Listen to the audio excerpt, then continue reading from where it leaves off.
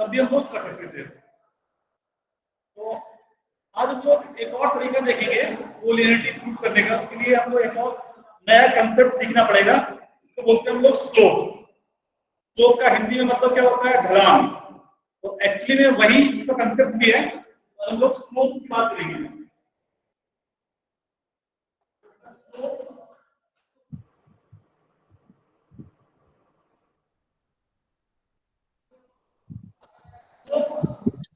किस चीज का निकालने की पहली बात, स्लोप ऑफ अ पॉइंट निकाल सकते हैं क्या? स्लोप ऑफ अ पॉइंट नहीं निकाल सकते हम लोग। पॉइंट का ढलान थोड़ा होता है। ढलान निकालने के लिए हमको क्या करना चाहिए? एक तरह से लाइन मिलना चाहिए, इस तरह एक लाइन मिलना चाहिए, तभी इसका स्लोप। अगर कोई दो पॉइंट है, सपोज ये दो पॉइंट है, ये पॉइंट ए और पॉइंट बी, ये पॉइंट बी x1 y1 और x2 y2, ये दो पॉइंट है ए बी। इसका हम स्लोप निकाल सकते हैं, मतलब इसका ढलान निकाल सकते हैं। तो स्लोप निकालें, इसका slope of a line, slope of a line. सबसे कॉमन सेंस से बताते हैं कि हम साइड में तीन लाइन ड्रॉ कर रहे हैं, इसका ढलान, इसका स्लोप सबसे ज्यादा है। एक, दो, तीन। तो ये लाइन नंबर 1, ये लाइन नंबर 2, ये लाइन नंबर 3।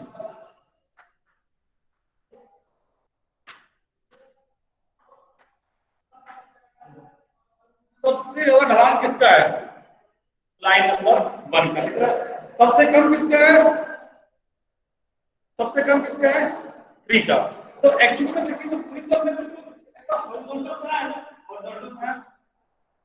तो इसका ढलान एक्चुअली में 0 है ना? अगर नॉर्मल टर्म में बात करेंगे तो इसमें ढलान है ही नहीं ना, तो बिल्कुल स्ट्रेट है, इसका ढलान क्या है?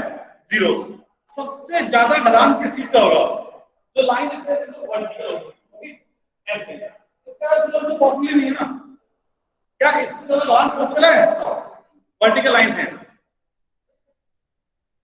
अगर तुम आगे जाओगे तब भी कम हो जाएगा, पीछे जाओगे तब भी कम हो जाएगा ढलान।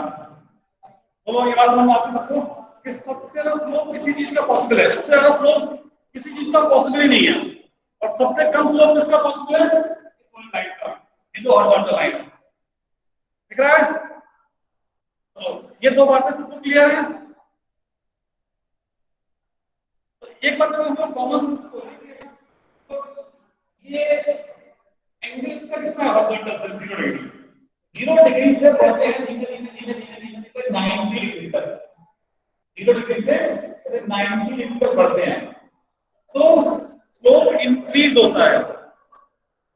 0 डिग्री से 90 डिग्री तक बढ़ते हैं तो स्लोप इंक्रीज होता है। ठीक है, स्लोप को डिफाइन कैसे करते हैं? देखो, अगर दो पॉइंट है ए और बी, दो पॉइंट है ए और बी, अगर ये ट्रायंगल बनाते हैं इस तरीके से, ये डायरेक्शन थीटा है, लोगों ने अभी अगर साइन थीटा कॉस में देखा होगा, रेशियो होता है tan थीटा, तो हाइट और बेस का रेशियो होता है, उस रेशियो को हम लोग बोलते हैं स्लोप। जो रेशियो होता है उसी को बोलते हैं स्लोप। ये रेशियो क्या होता है? इसका हाइट कितना आएगा? यहां से यहां तक का हाइट है y1, ऐसे, क्योंकि ये y1 है। यहां से यहां तक का डिस्टेंस है x1, यहां से यहां तक का डिस्टेंस है x2। ये जो पार्ट है था, जो b इसको c बोलते हैं, bc है, एक्चुअली tan थीटा क्या होगा? हाइट अपॉन बेस, मतलब ये होगा। ये कितना आएगा? bc मतलब है y2 minus y1 upon x2 minus, इसी को हम बोलते हैं स्लोप। और इसको डिफाइन करते हैं टर्म से, इसको बोलते हैं m। स्लोप को लिखते हैं m से, तो किसी लाइन का स्लोप होता है m की वैल्यू कितनी होती है? y2 minus y1 upon x2 minus x1। ये m एक्चुअली tan थीटा और दोनों बातें सेम है। तुमने tan थीटा नहीं पढ़ा होगा, ऐसा कभी नहीं सुना है तो उसको इग्नोर कर देना, कोई दिक्कत नहीं। तो किसकी बात कर रहे हैं? स्लोप ऑफ लाइन क्या है n कैसे डिफाइन करेंगे y2 minus y1 x2 minus x1 ये कहलाता है स्लोप ऑफ अ लाइन।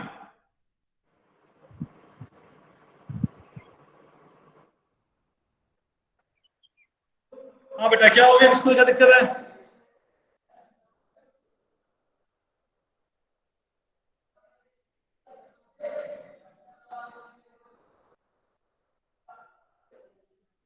बेटा किसका माइक अनम्यूट है? अपना माइक सब लोग म्यूट कर लो, जिसका भी माइक अनम्यूट है।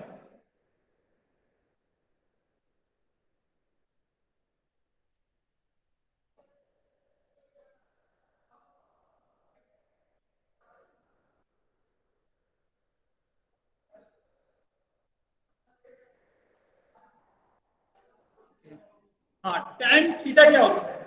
अभी कि एक राइट एंगल में tan थीटा देखो क्या होता है, हाइट और बेस का रेशियो होता है। tan थीटा क्या होता है? हाइट और बेस का रेशियो। तो अगर इस एंगल की बात करें तो ये हाइट चला जाएगा, ये बेस चला जाएगा, अगर एंगल चेंज आएगा हाइट और बेस चेंज जाएंगे। ठीक है, उससे आप कुछ भी याद कर सकते हैं। बाकी आप ट्रिग्नोमेट्री पढ़ लोगे तो बहुत आसान चीज है ये। अभी के लिए हम लोग स्लोप की बात कर रहे हैं, तो tan थीटा क्या है? हाइट और बेस का रेशियो। तो हम लोग बेसिकली सिर्फ m की बात करेंगे। स्लोप ऑफ द लाइन क्या है? m, और वो कितना है? y2 minus y1 upon x minus x। तो अगर तुमको दो पॉइंट्स दिए हैं, तो किसी लाइन के स्लोप निकालेंगे हम लोग। तो कितनी बार समझ में आती है सबको? अगर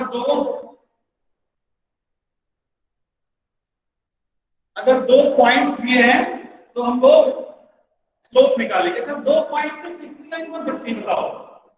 कितनी यूनिक लाइन? दो पॉइंट से कितनी यूनिक लाइन बन सकती है? सिर्फ एक। अगर दो पॉइंट यूनिक है तो उनसे सिर्फ और सिर्फ एक ही लाइन बनेगी। ठीक है,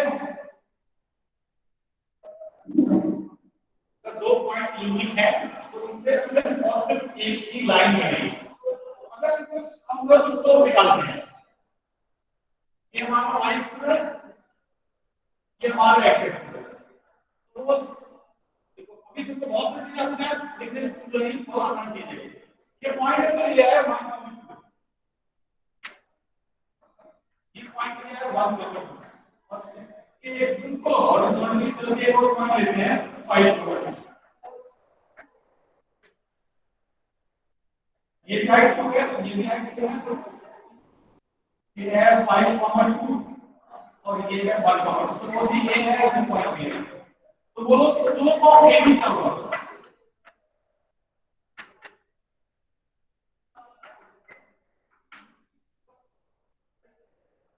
स्लोप ऑफ लाइन एबी कैसे? तो वैसे अगर प्रॉपर रूप से देखें तो हमको दिख रहा है कि हॉरिजॉन्टल लाइन है ना, ये हॉरिजॉन्टल लाइन है, इसका स्लोप कुछ है नहीं, तो सीधा लाइन है, इसका स्लोप क्या होगा? 0। तो मैथमेटिकली निकाल देते हैं, तो y2 माइनस y1, ये x1 y1, ये x2 y2, तो क्या होगा? y2 minus y1 upon x2 minus, देख लो क्या आएगा। ये आ जाएगा 2 माइनस 2 और 5 माइनस 0 आ जाएगा।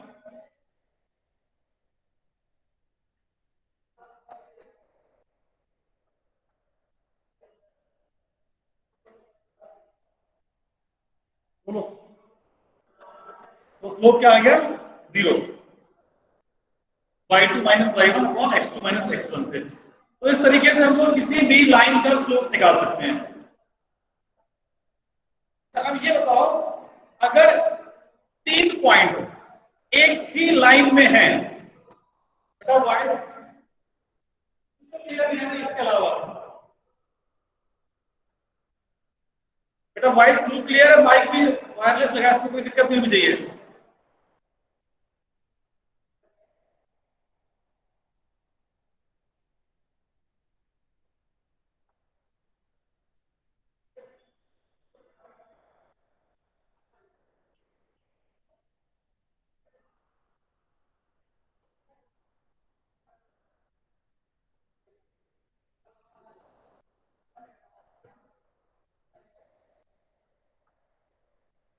चलो अच्छा हम चेंज करके देख लेते हैं एक बार तुमको।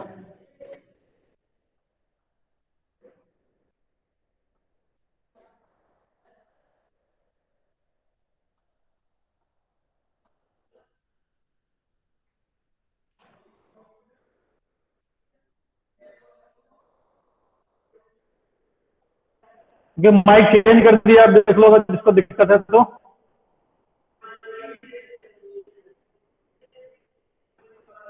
ठीक है चलो।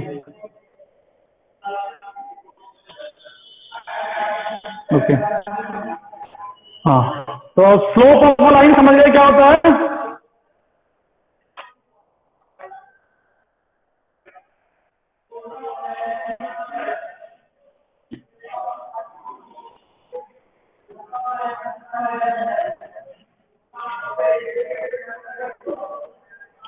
तो अगर 3 पॉइंट एक ही लाइन में है, सपोज एक पॉइंट ये है ए, एक पॉइंट बी और एक पॉइंट सी, तो क्या तुमको ये बात समझ में आती है कि slope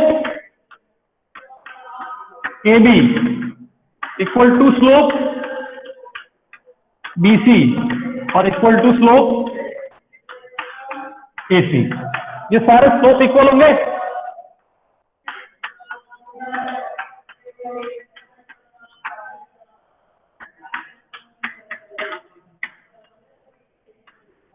if A B C 3 point collinear है तो स्लोप क्या होंगे? इक्वल होंगे। तो अगर कभी भी हमको ये निकालना है कि 3 पॉइंट कोलिनियर है, तो तीसरा मेथड ये हो गया स्लोप वाला, जो कि सबसे आसान मेथड होगा।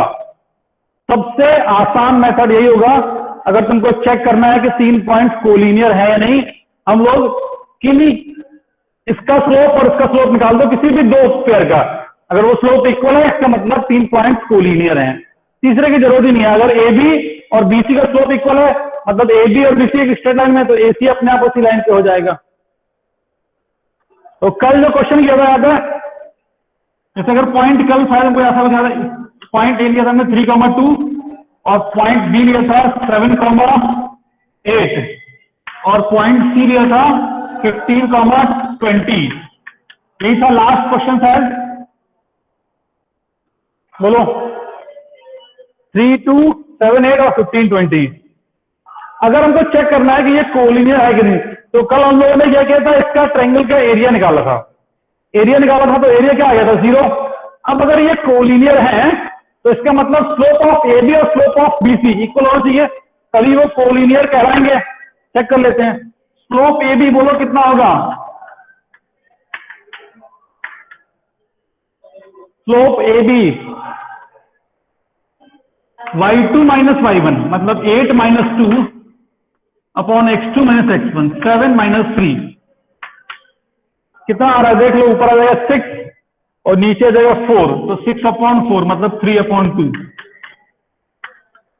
तो ये आ गया slope of A B. Slope of B C निकाल लो।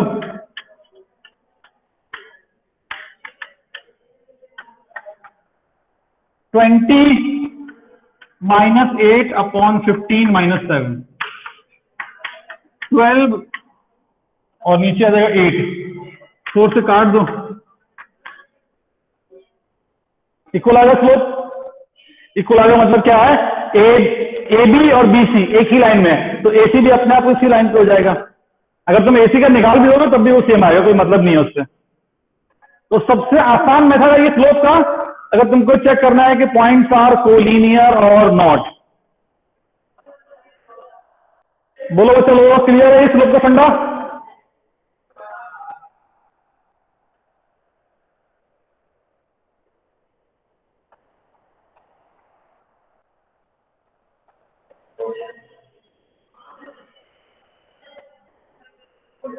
ओके ठीक है।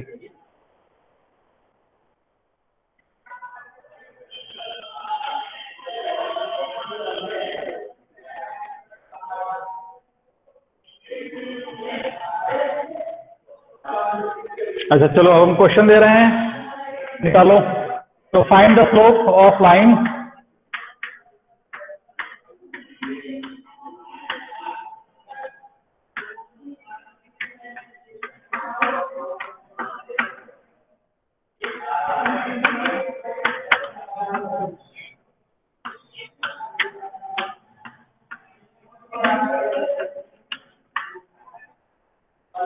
Find the slope of line, find the slope of line joining 0,2 and 2,0, 0,2 and 2,0, इसका स्लोप निकालो। -1 आएगा बेटा, सब लोग अगर सही से निकाल रहे हो तो। बेटा बार बार मत लगाओ एक ही आदमी को ही। तो स्लोप क्या लिखेंगे, y2 - y1, 0 - 2 upon x2 - x1, 2 - 0, तो -2/2 क्या जाएगा, माइनस। तो स्लोप नेगेटिव भी होता है, स्लोप नेगेटिव भी होता है और पॉजिटिव भी होता है। अगर इस लाइन को बनाएंगे ना तो देखो कैसा बनेगा, 0,2 और 2,0, इस लाइन को बना के देखो कैसा बनेगा।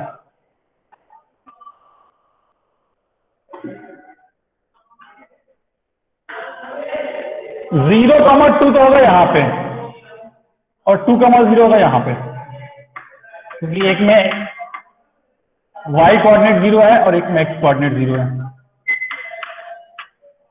इन दोनों को मिलाओगे तो लाइन ये बन जाएगा।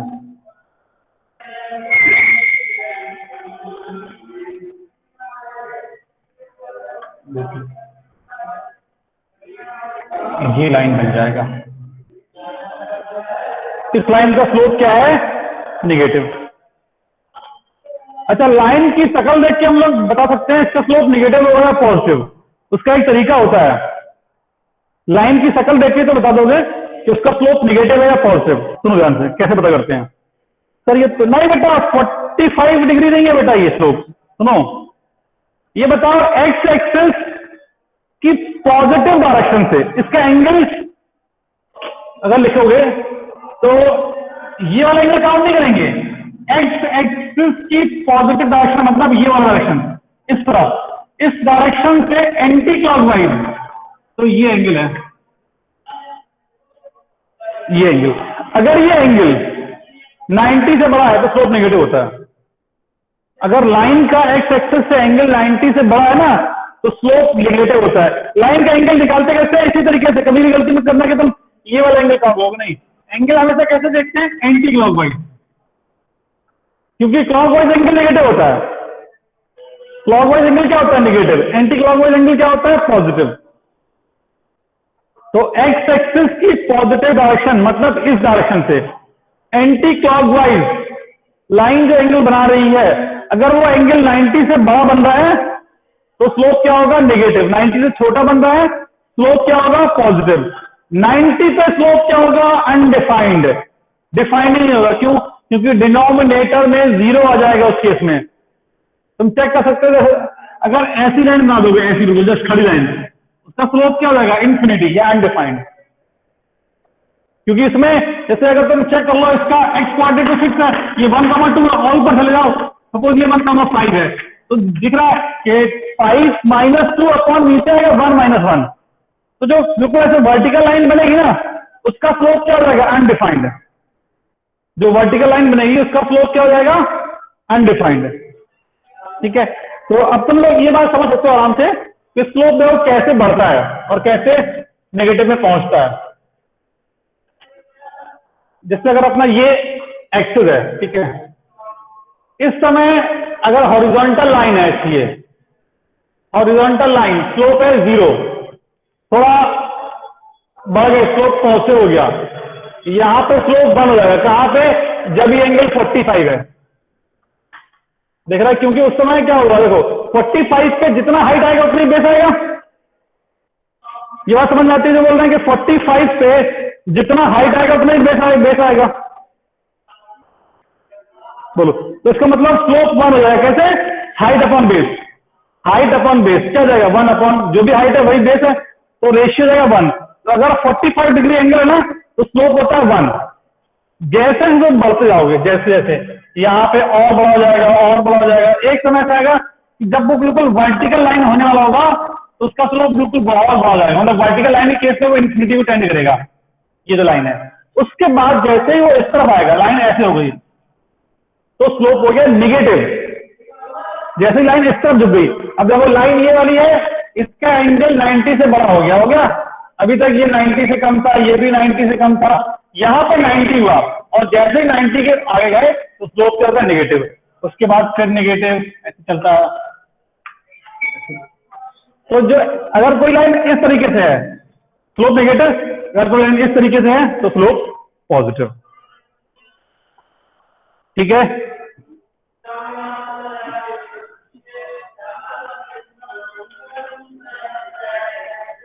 तो इस लाइन का स्लोप क्या होगा, इसका नेगेटिव है, इसका भी नेगेटिव है, इसका भी नेगेटिव है।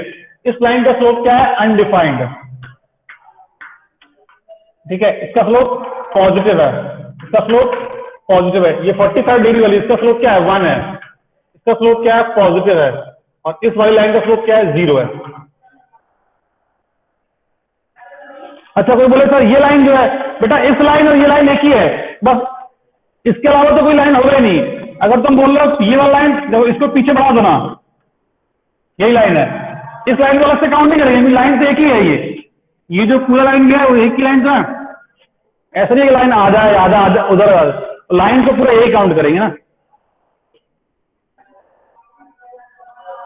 सर 1 कैसे आएगा बेटा, कौन सा 1 बोल रहे हो, हाँ 1, ये वाला बताया ना भाई कि 1 स्लोप कैसे आएगा, जब एंगल 45 है तो हाइट और बेस दोनों सेम होंगे।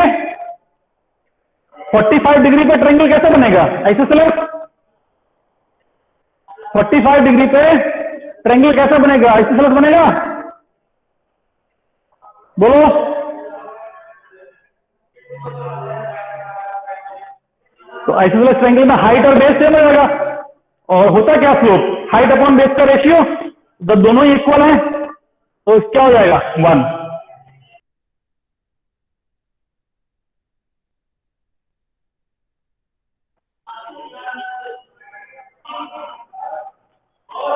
बेटा क्यूरियस कौन है ये,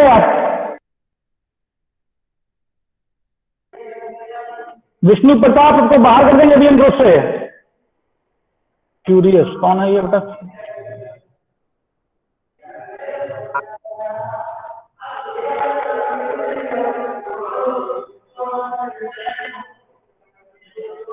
विष्णु प्रताप आप बार बार म्यूट कर रहे हो।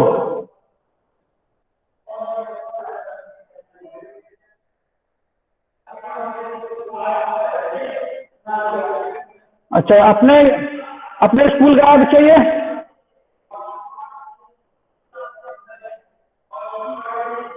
अखिल यूट्यूब बैच का है, ठीक है, चलो फिर इसका अब बात करते हैं इसके बारे में एक बार।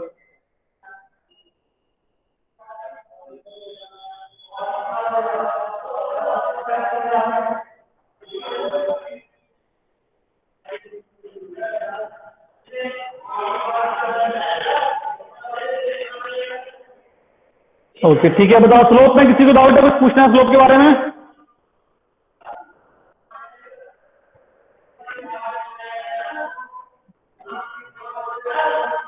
ठीक है, तो चलो हम लोग अब आगे थोड़ा और बढ़ते हैं, इसमें कुछ चीजें आ रही हैं जो देख लेते हैं।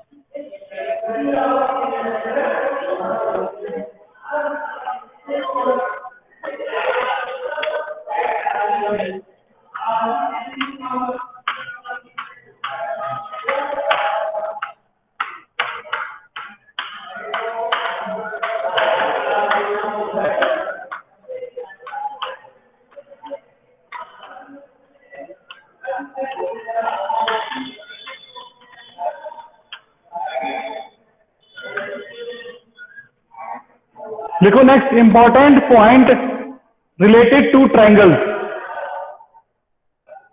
Important point related two triangles. Triangles में कुछ इंपॉर्टेंट पॉइंट होते हैं जो आपको याद रखने हैं।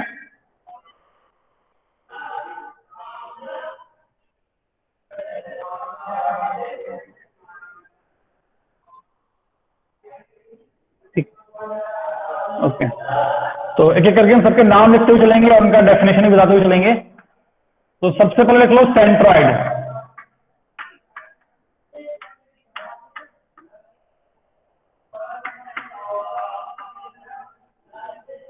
अगर कोई ट्रायंगल है जिसके वर्टिसेस गिवन है, पॉइंट ए x1 y1 है, point B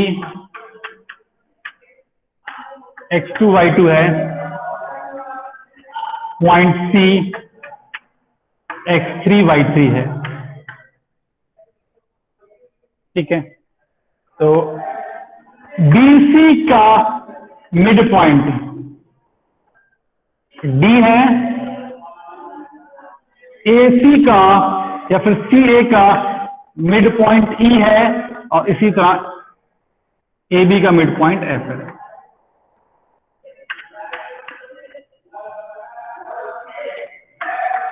D, E, F are midpoints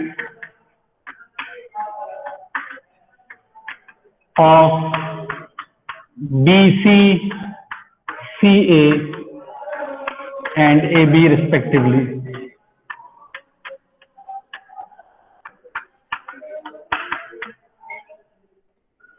ठीक है, D, E and F जो पॉइंट्स हैं ये क्या है, इसके मिड पॉइंट। तो अगर तुम वर्टेक्स ए से डी को मिलाते हो तो जो लाइन एडी है उसका एक स्पेशल नाम होता है, किसी को वो नाम मालूम है?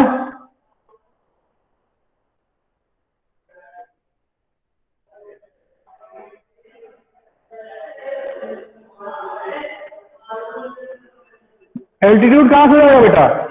परपेंडिकुलर को बोलते हैं एल्टीट्यूड, मीडियन बोलते हैं इसको।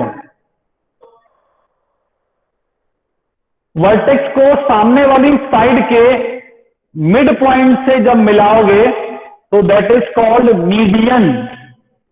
तो किसी भी ट्रायंगल में कितनी मीडियन होंगी? 3।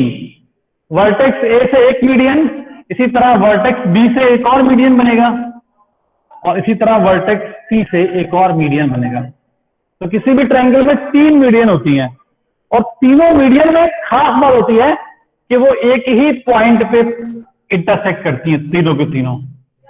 ठीक है, तो ए डी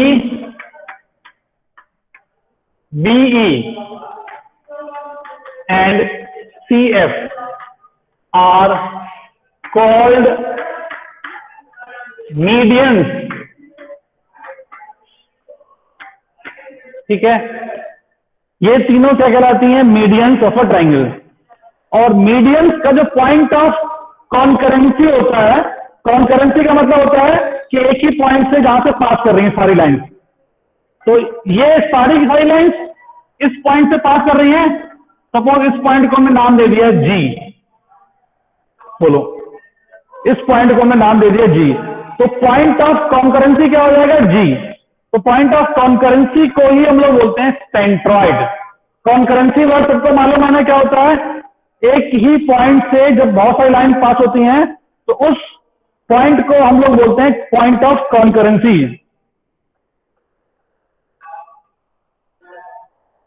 बोलो बेटा, सबको मालूम है ना कॉन्करेंसी वर्ड का मतलब क्या होता है? ओके, ठीक है,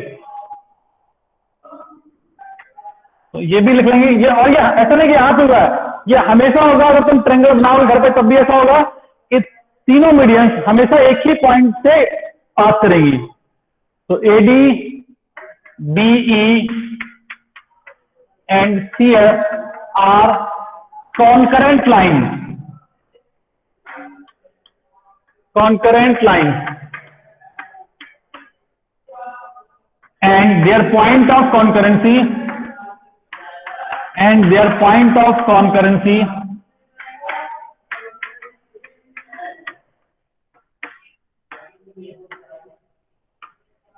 is called centroid.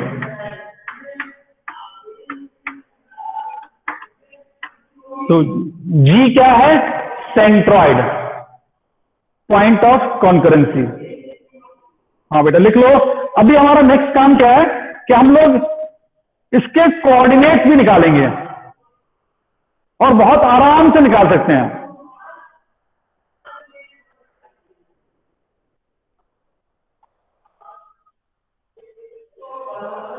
बेटा CF के बाद क्या लिखा है, कहां पे बोल रहे हो?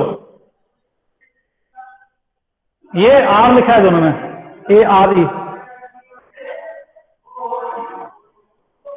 AD, BE and CF are called medians. ठीक है, ये लाइंस क्या है? Medians. And AD, BE and CF are concurrent lines and their point of concurrency is called centroid. Centroid के ब्रैकेट में भी लिखा है G। ये जो पॉइंट है इसको बोलते हैं सेंट्रॉइड।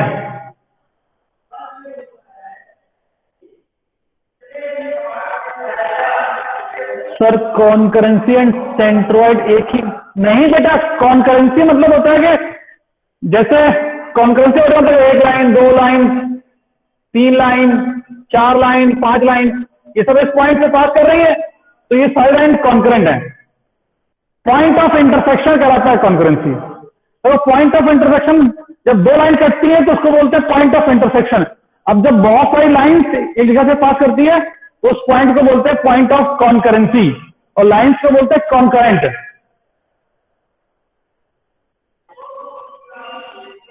ये सिंपल इंग्लिश का फंडा है। अगर दो लोगों के बीच में बात करते हैं तो बोलते हैं बिटवीन, अगर मोर देन टू है तो बोलते हैं अमंग। लेकिन एक्चुअली टेक्निकली मतलब दोनों का सेम है। सेम चीज वहां पे अगर दो लाइन कट रही है तो उसको बोलते हैं इंटरसेक्शन पॉइंट, और अगर बहुत सारी लाइंस हैं तो उसको बोलते हैं कॉन्करेंट लाइंस, या फिर पॉइंट को बोलेंगे पॉइंट ऑफ कॉन्करेंसी। ठीक है,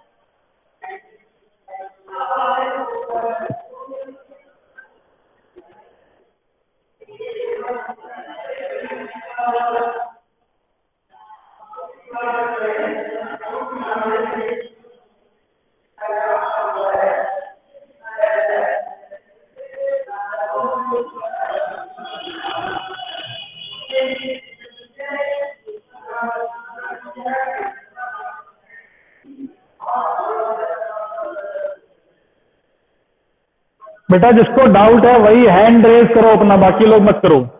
जिसको पूछना है वही हैंड रेज करो अपना।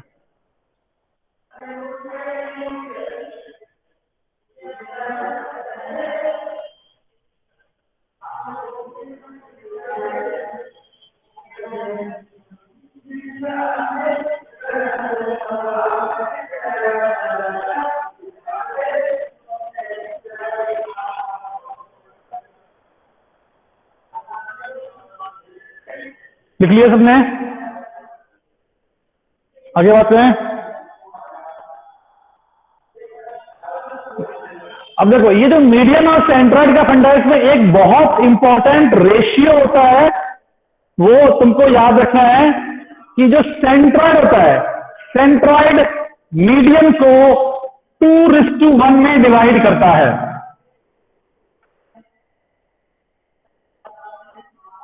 सेंट्रॉइड मीडियन को 2:1 में डिवाइड करता है। 2 की साइड होता है वर्टेक्स के साइड में, 1 की साइड होता है मिड पॉइंट के साइड में। Centroid divide median into 2:1। तो एक मीडियन को नहीं, सारे मीडियन को, ऐसा नहीं सिर्फ इससे करेगा। तो ये भी रेशियो आएगा 2:1, ये भी रेशियो आएगा 2:1। तो यहां पर लिख लोगे important, centroid divide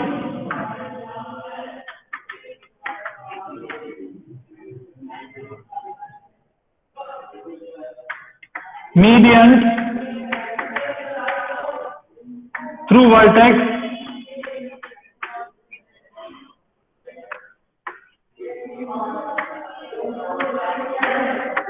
in ratio 2:1। अच्छा, थ्रू वर्टेक्स क्यों बोला है? क्योंकि ध्यान रखना कि जब यहां शुरुआत कर रहे हैं और बोल रहे हैं 2:1, मतलब पहले 2 और फिर 1, तो centroid divide medians through vertex in ratio 2:1। तो बेसिकली वो ये बोलना चाह रहा है कि सारे रेशियो कौन कौन से, यहां पर लिख रहे हैं दो साइड से, कौन सा, ए जी रेशियो जी डी कितना होगा, 2:1। ठीक है, और देखो, और इसके बाद यहां पर जाओ, सी जी जी एफ और बी जी जी ई। ठीक है, तो बी जी जी ई ये भी क्या होगा, 2:1, और सी जी रेशियो जी एफ ये भी क्या होगा, 2:1। ये सारे रेशियो 2:1 होंगे।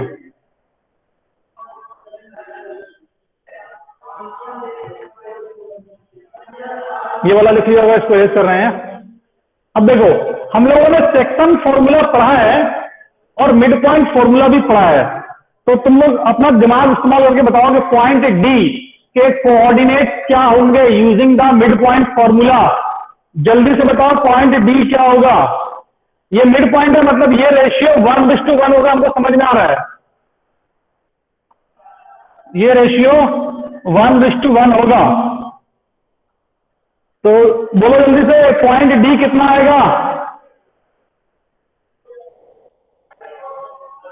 इतनी देर में तो कम से कम 5 बार लिख देना चाहिए था। पॉइंट डी के कोऑर्डिनेट कितने आएंगे, x2 प्लस, क्या लिखा है, x2 प्लस x1 कहां से है बेटा, x1 तो है ही नहीं यहां पे कहीं। पॉइंट डी के कोऑर्डिनेट आएंगे x2 plus x3/2, mid point formula, और y2 प्लस y3/2।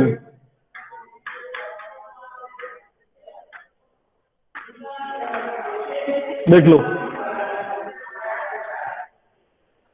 कि क्या x1 और y1 लिख रहे हो। पॉइंट डी के कोऑर्डिनेट क्या होंगे, x2 plus x3/2, y2 plus y3/2, और पॉइंट जी डी के मिल गए हैं तो जी के भी निकाल लेंगे। देखो, अगर तुम इस लाइन को अलग से ड्रॉ करते हो, कौन सा line, A D G, sorry A G D, तो ये है लाइन। देखो, ये पॉइंट ए है, पॉइंट ए के कोऑर्डिनेट हैं x1 y1, पॉइंट जी और पॉइंट डी के कोऑर्डिनेट निकाल लिए हैं, ये लिखे हैं x2 plus x3/2, y2 plus y3/2, ये है। और ये रेशियो मालूम है हमको, ये 2:1 है, तो पॉइंट जी भी निकाला जा सकता है यूजिंग द सेक्शन फॉर्मूला। तो पॉइंट जी के कोऑर्डिनेट लिख रहे हैं, जी देखो क्या होगा, तो जी का एक्स कोऑर्डिनेट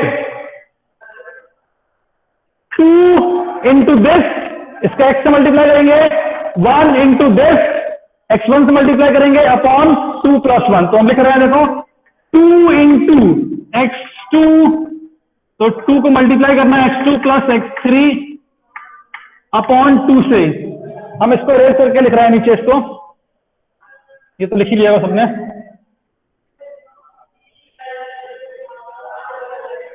देखो जो g आएगा वो क्या आएगा, 2 into x2 plus x3/2 plus 1 into x1 upon 2 + 1, comma, फिर y के लिए y से मल्टीप्लाई करेंगे, तो 2 into y2 plus y3/2 plus 1 into y1 upon 2 + 1, ये आ जाएगा पॉइंट जी के कोऑर्डिनेट। तो 2 से 2 काट दो यहां पे, ये इसी में मल्टीप्लाइड है ना, और ये वाला भी 2 से 2 कट जाएगा, तो ऊपर क्या बचेगा देख लो, ये x2 प्लस x3 बचेगा और प्लस x1। तो पॉइंट जी के कोऑर्डिनेट बड़े सुंदर से आ जाएंगे देखने में, x1 plus x2 plus x3/3, y1 plus y2 plus y3/3। ये हो जाएंगे सेंट्रॉइड के कोऑर्डिनेट्स अगर वर्टेक्स गिवन है। तो कुछ कुछ मिलता जुलता मिड पॉइंट से है। मिड पॉइंट में 2 थे तो 2 को ऐड करके 2 से डिवाइड किया था। यहाँ पे 3 आ गए हैं तो तीनों को ऐड करके 3 से डिवाइड कर दिया। ठीक है, तो दिस इज कॉल्ड सेंट्रॉइड और ये होता है सेंट्रॉइड के कोऑर्डिनेट्स। तो अगर तुमको तीनों वर्टेक्स गिवन है तो हम लोग बहुत आराम से सेंट्रॉइड के कोऑर्डिनेट्स निकाल सकते हैं। और कैसे है ये भी हम लोगों ने देख लिया। ये रेशियो 2:1 होता है। तो पहले पॉइंट डी निकाल लिया है, फिर हमने सेक्शन फॉर्मूले का यूज किया है mx2 + mx1/m+n। और क्लियरली ये इंटरनल डिवीजन है क्योंकि पॉइंट जी कहां पर लाई कर रहा है, लाइन सेगमेंट के बीच में, इसीलिए हमने इंटरनल वाला फॉर्मूला यूज किया है।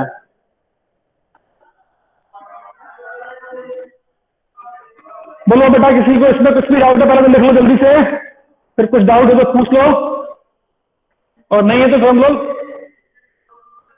एक क्वेश्चन देके तो कंप्लीट कर लेते हैं।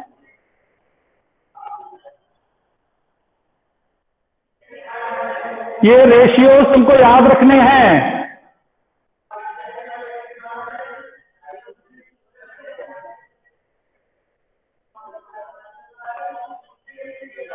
हाँ, लास्ट लाइन कौन सा, ये वाला देख लो। उसमें क्या हुआ, ये 2 इसको इससे मल्टीप्लाई करना तो 2 से 2 कट गया तो x2 + x3 + x1, तो वही लिखा है यहाँ पे x1 + x2 + x3। यहां पर भी सेम काम हो गया, 2 से 2 कट गया तो ऐड कर दो। उसके बाद नीचे तो 3 आ ही रहा सब में, 2 + 1 2 + 1। ये कहां से है, यहां से आएगा 2 × दिस 1 × दिस mx2 + mx1। दूर वाले से मल्टीप्लाई करते हैं, कल बताया था। अब इसमें किसी को लग रहा है तो अब ये थोड़ा कोऑर्डिनेट अपने आप में बढ़ा, तो उससे क्या मतलब हमको, ये पूरा इसका एक कोऑर्डिनेट है, ये बड़ा सा आ गया, उससे क्या फर्क पड़ता है, कुछ भी लिखाओ। हमको तो केवल फॉर्मूला यूज करके रिजल्ट निकालना है।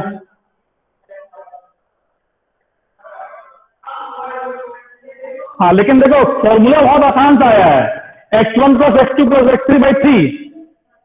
मतलब इसको याद रखने में कोई दिक्कत नहीं होनी चाहिए किसी को। तीनों को ऐड करो, 3 से डिवाइड कर दो। x निकालना है तो x 3 ऐड कर दो, y निकालना है तो y 3 ऐड कर दो, और डिवाइड किससे करना है, 3 से। कुछ एवरेज टाइप का फंडा चल रहा है। मिड पॉइंट में भी क्या किया, एवरेज निकाला। दोनों को ऐड किया तो 2 से डिवाइड कर दिया तो एवरेज निकाला। यहाँ पे तीनों को ऐड कर दिया, 3 से डिवाइड कर दिया तो एवरेज निकाला है।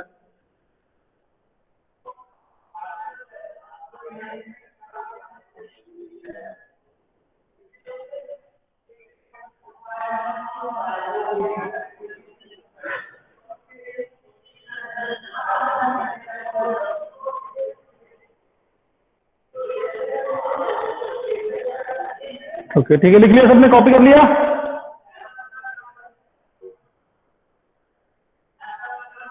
चलो ठीक है, तो एक क्वेश्चन दे रहे हैं, उसमें इसका सेंट्रॉइड निकालो।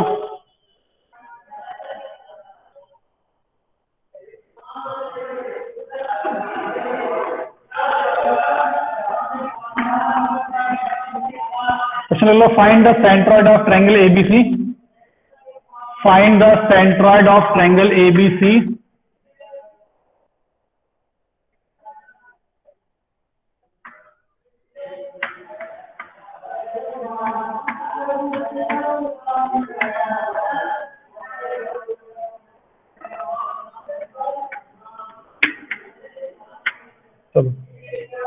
Find the centroid of triangle ABC. ये पॉइंट लिखा है 1,1, ये लिखा है -3,2, ये लिखा है 2, -3।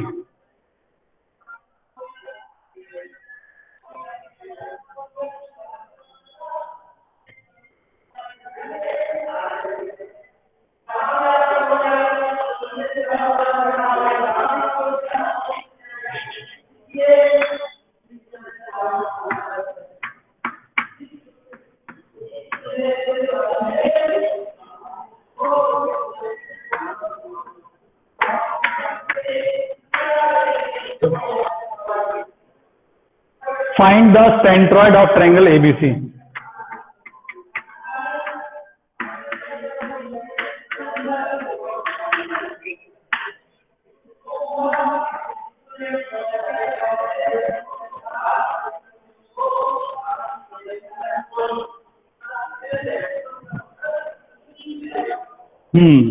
ओरिजिन आएगा 0,0।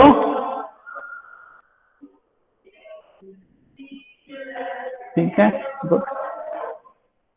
चलो तो सेंट्रॉइड अगर जी है, सेंट्रॉइड को हमेशा कैपिटल जी से ही लिखते हैं हम लोग, ये याद रखना, ये इसका स्टैंडर्ड नोटेशन है। तो इसको रेज कर देते हैं एक बार।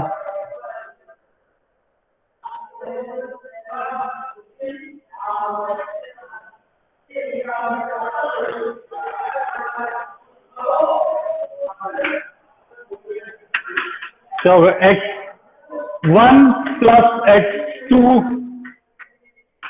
Plus x3 upon 3, y1 plus y2 plus y3 upon 3। तो क्या बन जाएगा, ये प्लस में 3 हो जाएगा और ये माइनस में 3, तो 0/3।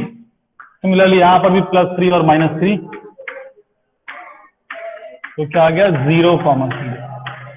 तो बेसिकली इस ट्रायंगल का सेंट्रॉइड कहां पे होगा, ओरिजिन पे। ठीक है, क्लियर है सबको?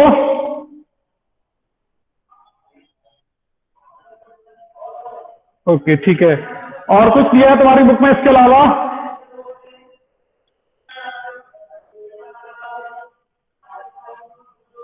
सेंट्रॉइड के अलावा और पॉइंट दिए हैं, इन सेंटर, एक्स सेंटर, दिए हैं कि नहीं दिए, बोलो। इन सेंटर दिया है क्या, इन सेंटर, एक्स सेंटर? तो दिए हो या नहीं दिए, हम लोग उसको डिस्कस कर लेंगे और एक क्लास में कि क्या होते हैं वो, एक्स सेंटर क्या होता है, इन सेंटर क्या होता है, सरकम सेंटर क्या होता है, तो तुमको याद रहेगा आगे उसको, कभी नहीं भी तो काम आएगा अपने को। ठीक है, ओके, चलो बेटा लिख लिया इसको, रेस कर दें, एंड करें। ठीक है, तो आज की क्लास यहीं पे खत्म कर रहे हैं।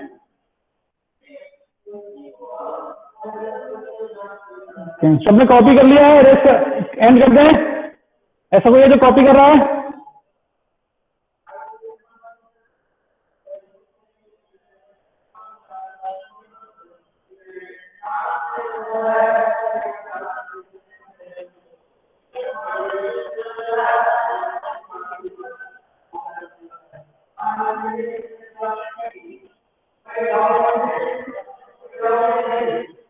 बेटा ओल्ड बुक में नहीं दिया है, तुम पीडीएफ ग्रुप में डाल दिए हैं क्वेश्चंस के लिए, और हम थ्योरी के लिए भी एक पीडीएफ डाल देंगे, तो उससे तुम लोग रेफर कर सकते हो, कोई दिक्कत नहीं उसमें।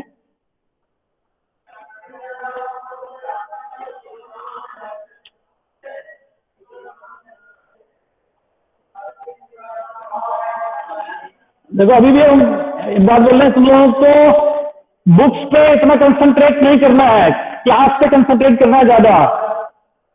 बुक में क्या दिया है, किसमें किस ऑर्डर में दिया है, उससे कोई फर्क नहीं पड़ने वाला है। At the end of year सब कुछ हो जाएगा कि हर बुक से, तो तुमको सिर्फ इस बात में ध्यान रखना है कि इस बुक में ये यहाँ पे दिया है, वो वहां पे दिया है, ये नहीं दिया है, वो नहीं दिया है। ऐसे करते रहोगे तो तुम्हारा नुकसान रहेगा। तुमको सिर्फ बोर्ड पे ध्यान देना और कहीं नहीं, बाकी सब चीजें अपने आप हो जाएंगी।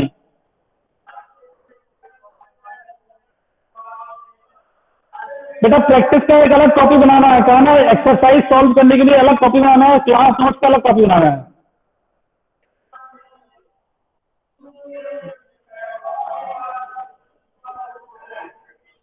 तो फिर ठीक है, चलो इसको एंड कर रहे हैं।